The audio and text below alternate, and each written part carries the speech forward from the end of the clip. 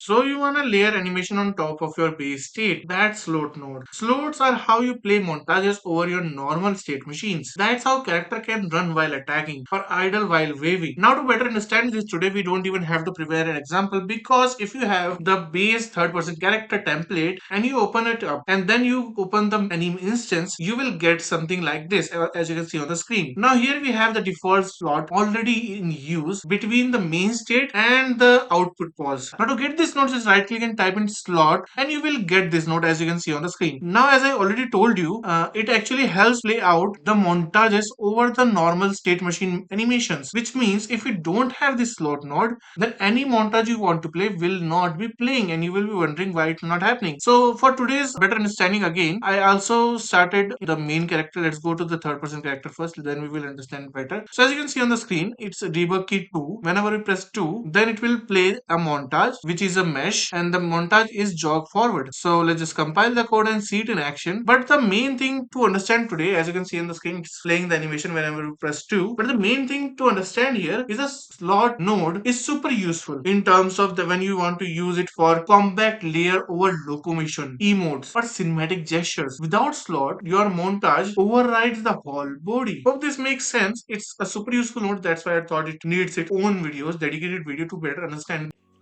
And hey, if you like seeing these nodes in action, check out the game I'm building, Reborn the Evil Being. It's all blueprint under the hood, and the demo is free to play on Steam. Hope that helps, and as always, I hope you have a great day, and I'll see you around.